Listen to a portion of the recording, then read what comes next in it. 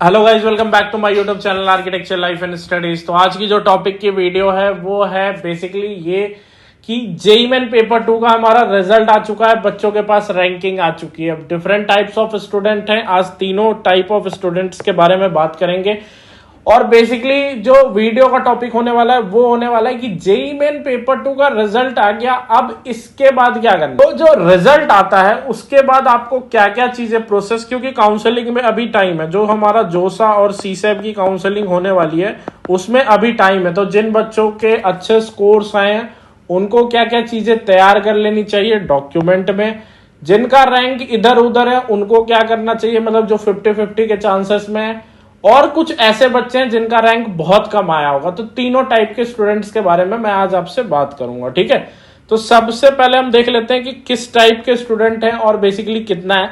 तो JEE main paper 2 का जो रिजल्ट है, एक तो हमारे पास स्टूडेंट होंगे जो मोर देन 2000 CRL, मतलब CRL हमारे पास टोटल मैं बताऊं तो 4 टाइप के स्टूडेंट हैं। सबसे पहला वो स्टूडेंट है जिसका अंडर 2000 CRL रैंक लगा है, जिनके पास चांसेस है 75%। कुछ बच्चों के पास जिनका 1000 अंदर CRL होगा उनके लिए तो 100% चांस है।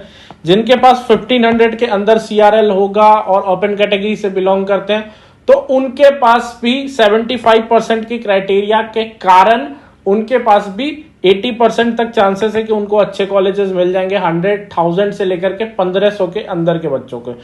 और 75% चांस उन बच्चों का है जो 2000 के अंदर के रैंक के, मतलब 1500 से लेकर के 2000 के अंदर में जो रैंक्स वाले स्टूडेंट है उनके लिए ये है कि उनका 75% फिक्स है कि उनका हो जाएगा, ठीक है।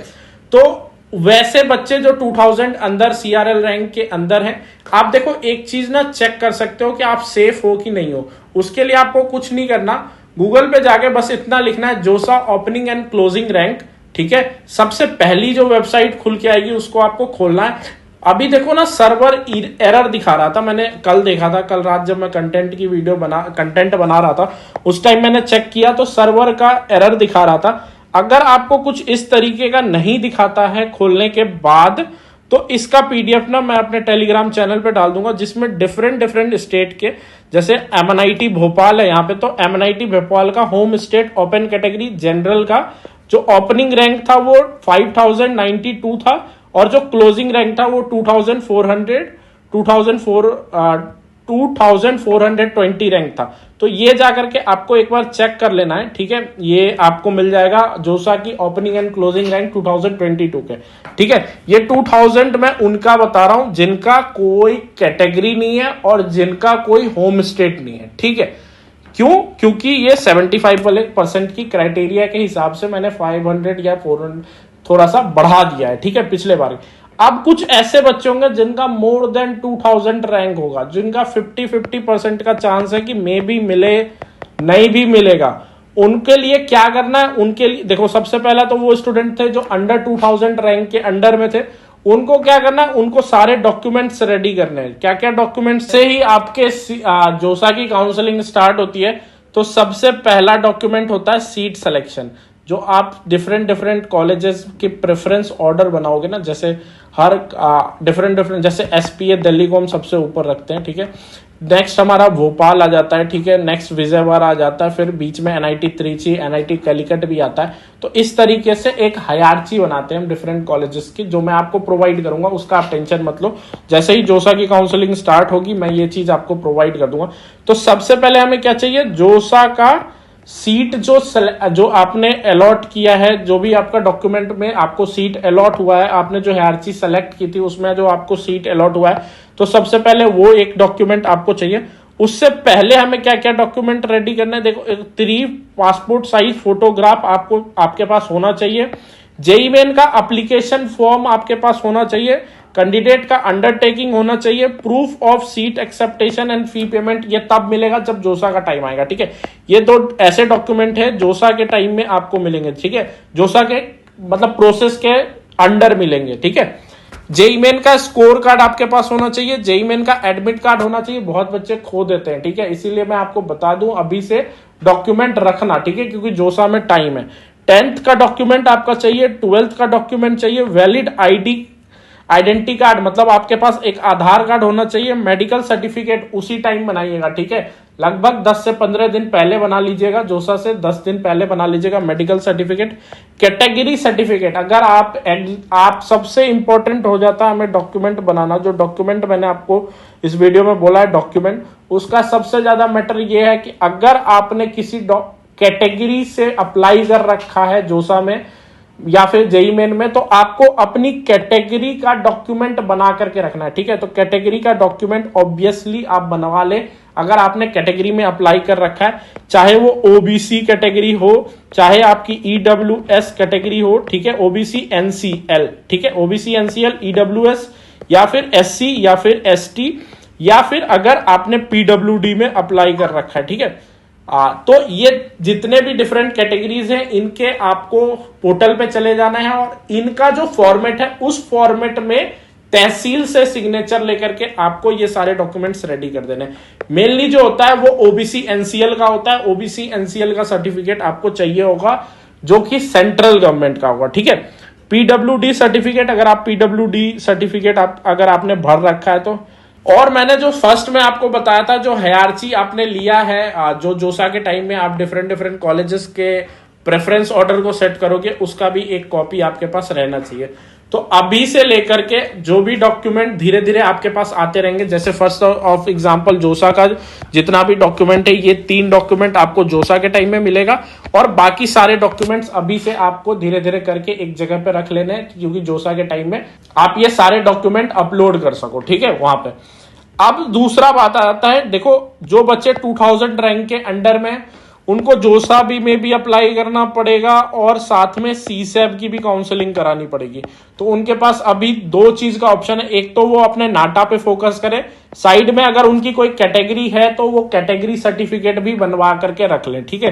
कैटेगरी सर्टिफिकेट सीआरएल की बात कर रहा हूं, सबसे पहले देख लेने का कि मैं सेफ हूं कि नहीं हूं। अगर आप सेफ हो, मतलब अगर आप पिछले कट ऑफ में के अंडर आ जाते हो तो आप सेफ वाले कंडीशन में हो, आप डॉक्यूमेंट सब अपना रेडी करो, ठीक है।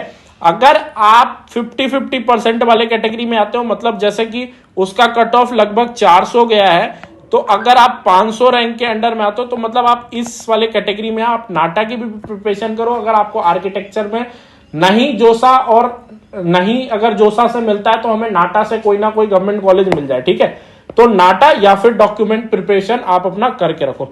अब जो बच्चे अनसेफ है, जिनका रैंक बहुत ज्यादा है, पिछली बार जिनका 8000, 9000, 10000 रैंक आया है, वो नाटा की प्रिपरेशन कर सकते हैं। नाटा भी एक बीआर का एंट्रेंस एग्जाम है, जिससे आपको डिफरेंट स्टेट के कॉलेजेस, स्टेट जो हमारे डिफरेंट, मैं आपको दिखा देता हूं कौन कौन से स्टेट, इस पे मैं एक वीडियो भी आपके लिए रेडी कर दूंगा, ठीक है, जिससे कि आपको समझ में आ जाए कि कौन कौन से स्टेट्स आपके स्टेट। देखो ये जो कॉलेजेस है, जैसे Jamia Anna university, Andhra university, Guru Gobind Singh university, CEPT university, Mizoram university, और हमारे स्टेट की counselling Rajasthan, Maharashtra, Gujarat, Haryana, Karnataka, Telangana, Madhya Pradesh, Uttar Pradesh, Chandigarh, Orissa, Kerala, West Bengal, Tamil Nadu, ETC, ये जो स्टेट्स हैं, ठीक है। या फिर डायरेक्ट एडमिशन जो नाटा में होंगे, वो डायरेक्ट एडमिशन जो डिफरेंट प्राइवेट कॉलेजेस में होंगे आर्किटेक्चर में, वो नाटा के थ्रू ही होंगे, ठीक है।